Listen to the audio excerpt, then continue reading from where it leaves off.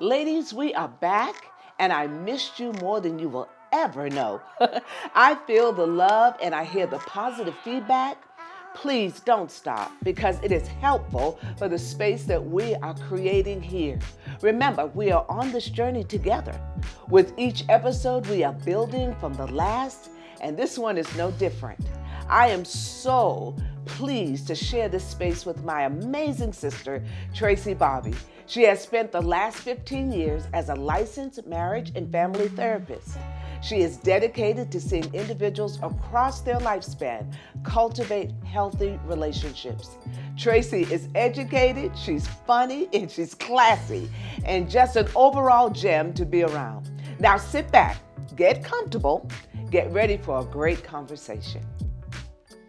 Helping each other.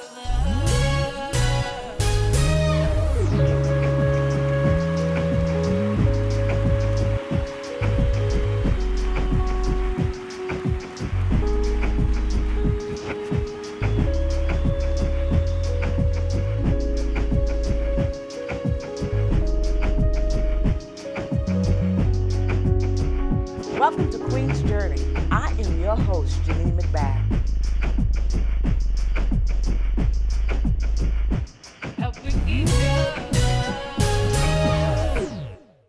Welcome, Tracy. I am so glad that you are with us today. Thank you for having me. I'm so excited to be here. This is exciting because, since Glow, we haven't talked like this, but I've gotten to know you better since Glow, and I am just so glad you're here. Oh, I'm so excited and to be on this journey, this Queen's journey. Oh, what you're doing. I'm so excited to be a part of it. Thank you for having me. Thank you. We've had some ladies send in some great questions on a topic that I know you have shared about in your own practice about relationships. And so we're going to talk about relationships to self. One of the questions was, how do I feel lonely when I'm not alone? That's a good question. Why do I feel lonely when I'm not alone? I get that a lot in therapy, and just the other day I had a question, and it was this person who's really known, and she's interviewed a lot of different people and faced on billboards, but she just said to me, I'm alone, even when I'm in a crowd of people.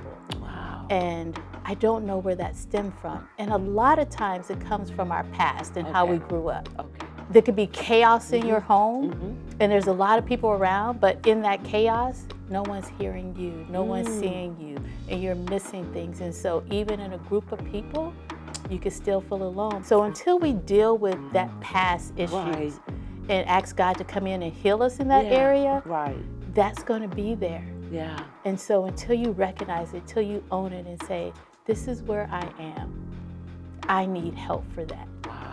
And I was just telling somebody that if we don't go back and deal with those things in our past, it disrupts our future. It disrupts our marriages. It disrupts our career. And that's a sad thing because, we could be doing so well and look so good on the outside. We can. We can look good. But then so much turmoil on the inside, And that happens a lot, and we're moving along in life, but what we don't realize is there will be a barrier, and you can't move forward because you got to deal with some things that are in your past.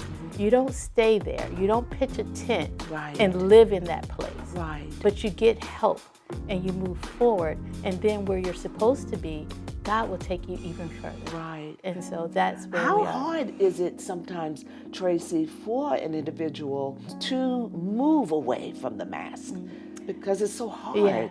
What I've learned is this, Lady J, is that we could become comfortable in an uncomfortable place.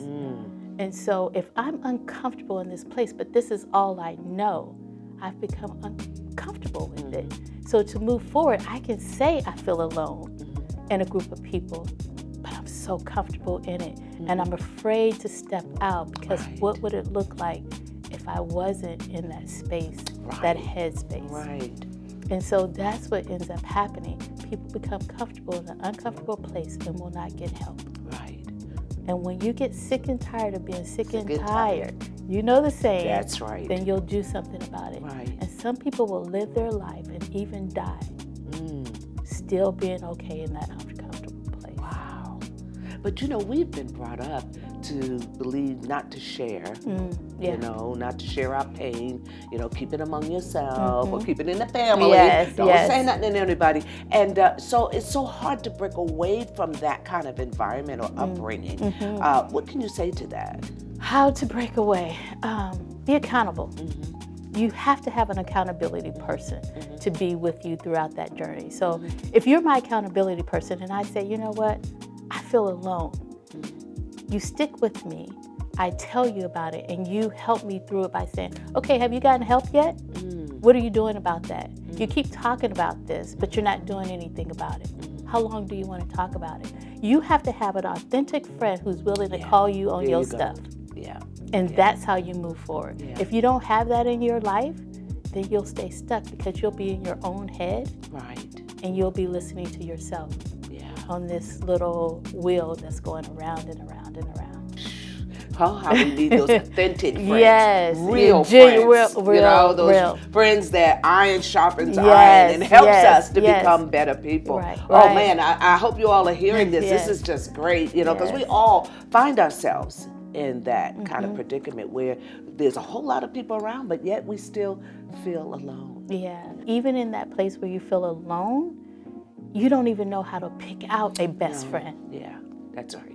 That's right. Because it's someone that, you're looking at and saying, I want to be like them. And that's not how you pick out a best friend. By looking at them and saying, this is what I want. I want that type of life. So that becomes your friend. No, at that point, you're coveting. Yeah, that's good. You're envious. That's and good. so that does not become your best friend. That's good. Yeah. How would you tell someone to choose a best friend? How would they choose a best friend? Know yourself first. That's good. Because if you don't know who you are, you won't choose the right friends.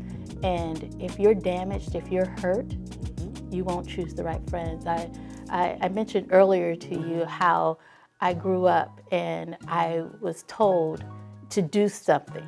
And if I didn't do it, things would happen. So I began to have friends based off of, can I help you with this? What do you need me to do? And so I began to learn that in order for friends to stay with me, I had to do things for them. Right.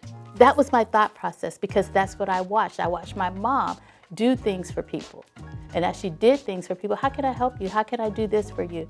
That's what I began to take away.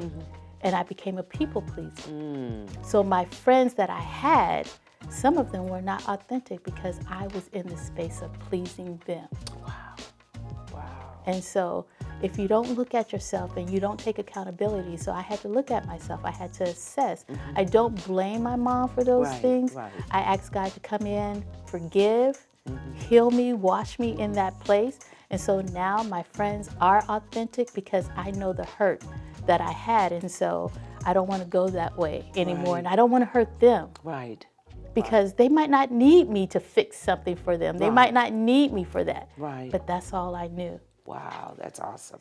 Ladies, this month, to celebrate Women's History Month, we will highlight some phenomenal queens who own businesses or have founded organizations here in the Virginia local area. Queens, keep shining, walking in your purpose, and lending your helping hands to the world.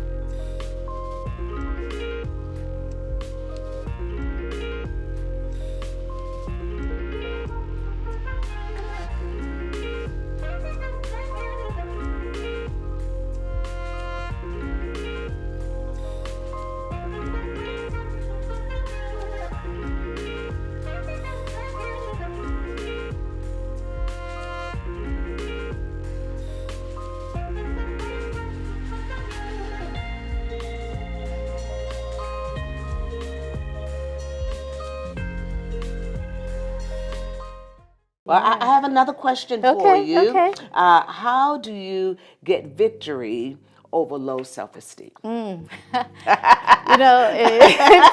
counseling, people come and say, I have low self-esteem, I have low confidence. I be like, oh, yeah. Yeah, we all do. Yeah. But you know what? I've learned you don't get victory over low self-esteem. My perspective is when you love yourself, then you get victory. That's good. Because when I love me, if you came up to me and said, Tracy, I don't like your hair like that. Well, I love me. So my self-esteem is not going to be lower because you said, you don't like my hair. Right. I like it today. Right. And so self-esteem, self-worth, confidence, all of that, it's not scalable. It's not. It's like if you have low self-esteem and you come in and you get a new job and you be like, oh, I feel good, I'm confident, all of this, and then the next day something happens and then your self-esteem drops. It goes up and down, up and down. But when you love yourself, when you can look at yourself naked in the mirror and say, "Oh, I look good." I'm fearfully, wonderfully made. Right, exactly. Then you loving yourself, and no matter what anybody says, if you get a PMF, your self-confidence don't go down, your self-esteem don't go down. If it's not a good one, it just says, you know what, I need to improve in that area. Wow. And so victory over low self-esteem, I think victory needs to come over loving yourself. I don't hear the Bible talking about self-esteem and self-confidence, but I do hear the Bible when I read it speaking of love. And that's what builds that up. Yeah, it tells us that we're fearfully and wonderfully made. And, you know, even the scripture that says, don't think of yourself more highly than you ought to. That means, though, we do have self-esteem. Yes. We should think good about ourselves. Yeah, exactly. We have turned that scripture whole around. That's not what, you know, we made it to be so negative. But no, we ought to think good about ourselves. Yes, but how do you do that? You start off with loving yourself. And if you love yourself, won't you think good of yourself?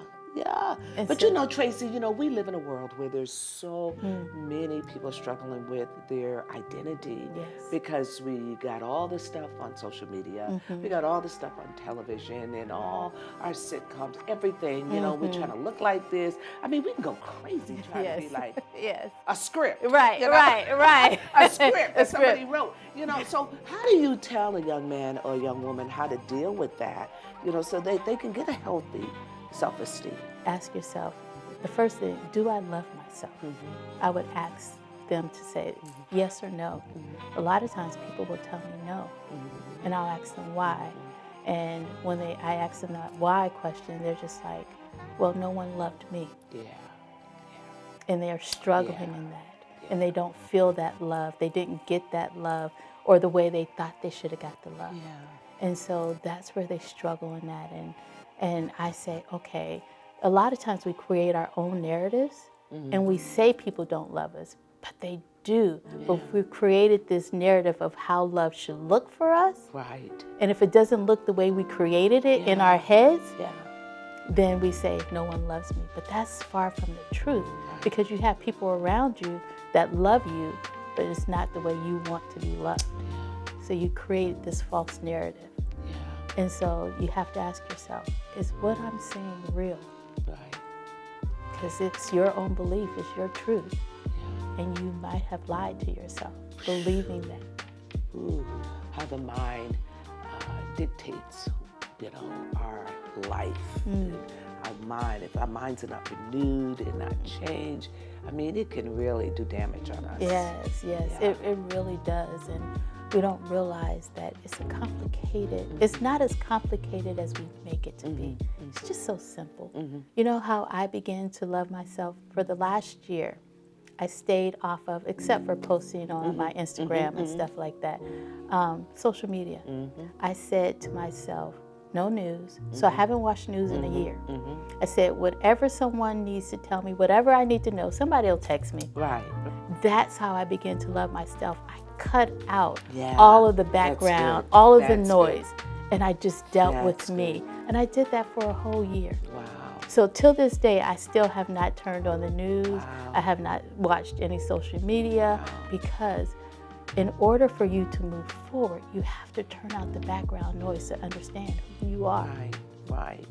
And get in a place. I go to counseling. So as a counselor, I seek counseling just to make sure. So I surrounded myself around the right people during that year. I surrounded myself around people who would tell me about me. I got into counseling, I got a coach, all of that, and I cut out the background noise. And that's how you can do it. And that is so good. You know, I know my husband and I, we do counseling. I mean, we need it. Yes, I need it. yes. But the thing is, so many people struggle with the fact of just knowing who they are. You know, they just don't know how to love themselves. You know, and they don't know how to pull away, because those are the things that they cherish. So that they can feel good about themselves, you know, and you know, we hear the buzzword of self-care and all that kind of stuff right now. But you know, if we were to shout out some of this stuff, oh, how our lives would be so much better. Yes, you know, yes. because we you know, we fall if somebody don't like our post. I mean, what in the world? You know, if somebody don't like our post, they don't know you anyway. You don't know them, you know. But, you know, if I don't have 3 or 13 likes today, then I must not be nobody. You know? Right. So you're measuring yourself off of flawed people, people who are not perfect. You're measuring yourself off of. And I know it says it's easier said than done. Right. But I would tell people, get into counseling and stop saying I'm going to. Because I don't know I'm going to. Right. I don't know that person. Right. Just do it. Start somewhere. Wow. And when you start somewhere, you'll feel a lot better. Wow. Just start somewhere. Wow, that's awesome. I take journeys by myself. Yeah, I've heard you talk about that. That is so good. I take journeys That's by good. myself. I don't mind eating by myself. I don't mind going to a park and sitting by myself. No, and just it's a you know, beautiful just look thing. at the trees, and you know, I think that's the greatest thing. It is. It's a beautiful thing because you don't have anyone talking to you. You don't have any noise in your ear, so you can just actually be. And most people don't know how to be. No. It scares them to be by themselves. It does. Yeah, that's really bad. Yeah. But this is so good. Yes, this is so I'm good. enjoying Well, now, relationship to self, but then now let's talk about relationship with others. You know, they have some questions. Okay. Sometimes it's just so bad for me when I get too close that it causes pain. How do I deal with this relationship of pain with others? How do we deal with that? Pain with others. Oh, is it pain with others or is it pain with yourself? See, we tend to blame others for our pain, but really the pain is internal. Yeah. And so I'm easier. I said something. I was counseling a young man, and he said, you know, him and his wife were not in a good space, and he's just in pain, and he doesn't know what to do, you know, and I'll push someone over the edge. I say, okay, get a divorce. I'll push him there. Okay, what is it going to look like? What are the kids? Where are they going?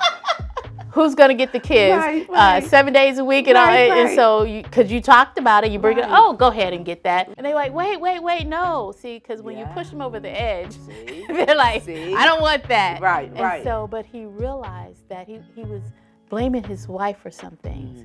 And I said, okay, are you in a space where you're judging her? Is there a plank in your own eye? And he said, well, if she would just, and I said, if she would just do something so you won't be in pain anymore. You know, my husband and I, we talk about this. He's in counseling as well. So we do counseling. We go to counsel and all of that other stuff. And he was like, Tracy, let's go to marriage counseling. I was like, no. And he's like, how are you a therapist and you won't go to marriage counseling with me? And I was like, no. And I said, this is the reason why. If there's any insecurities, I know if we go there, they will say, well, Tracy, can you do this? Well, Tracy, can you do that? Well, Derek, can you do that? And then we're in this bargaining place. And then what I end up doing is giving in, and you don't have to deal with your insecurities because I have now made you secure. You got to be secure within yourself. Right. So the pain that you're feeling or any of those things, you have to be able to say, you know what? I feel secure without my spouse having to make me feel secure. Good. That's good. I love myself without my spouse having to. So I don't blame them for anything. Right. I had this like stress and I got dizzy. And my husband and I were in an intense moment of fellowship because, you know, we argue. And so we were in this intense moment of fellowship and I literally got dizzy and I had to sit down. My body shut down. I couldn't hear anything. And he later said, I'm so sorry, I'm so sorry. I said, no, that's not your fault.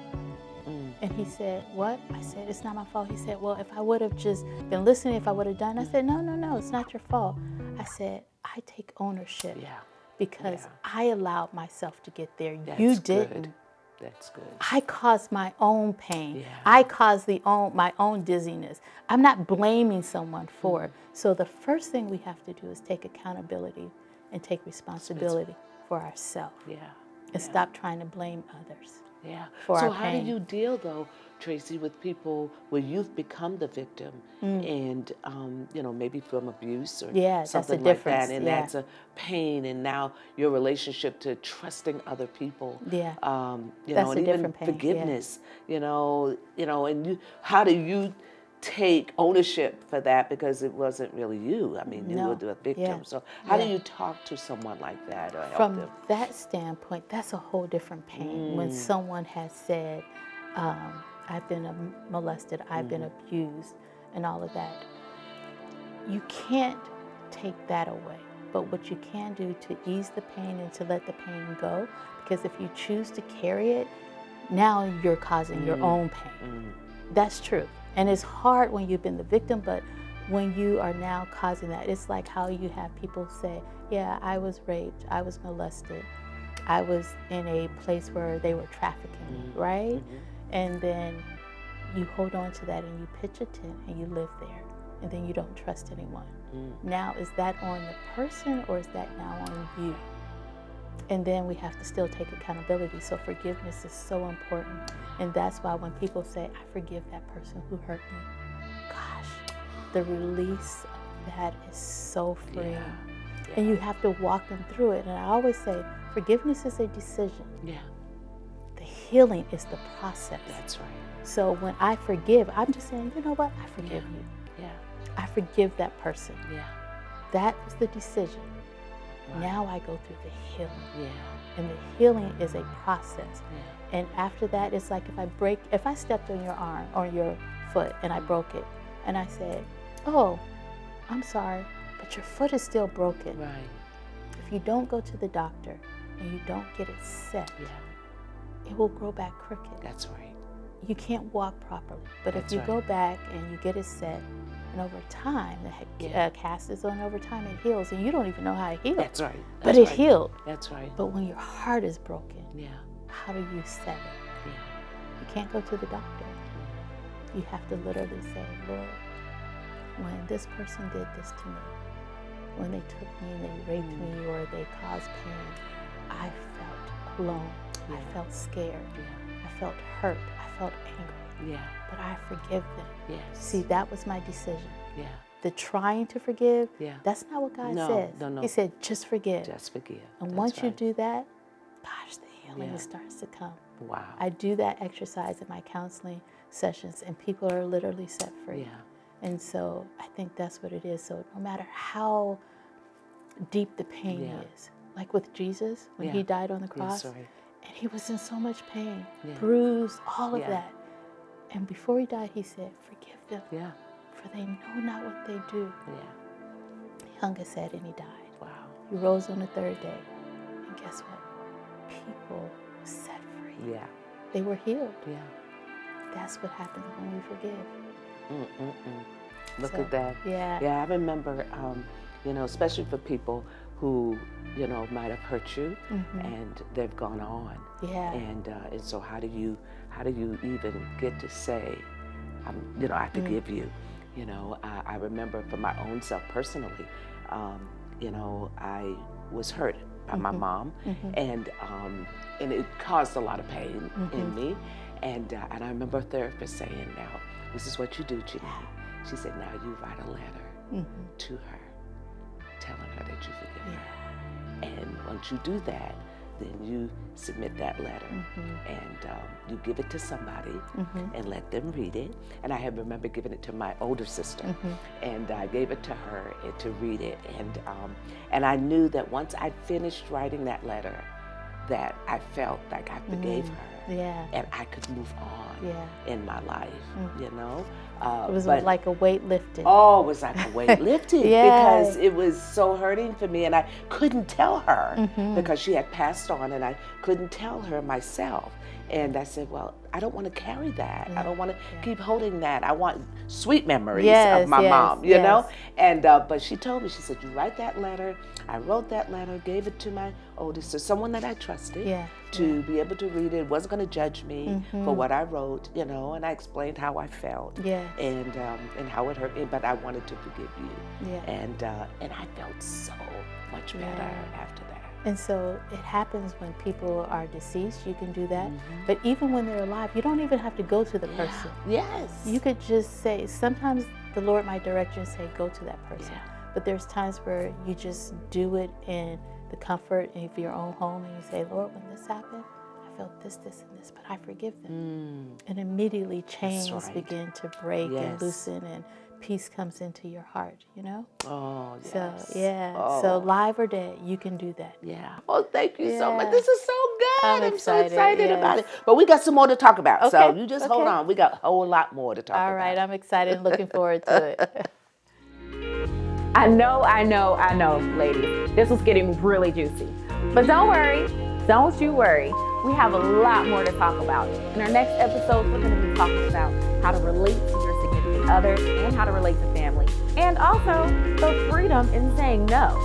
Okay? In the meantime, go ahead, rewatch the episode or share with another queen who might get some great insight. Okay? Now, join us for the next episode. We're going to pick right back up with this amazing conversation with Lady J and Tracy Barbie. And guess what? Go ahead and bring a friend, okay?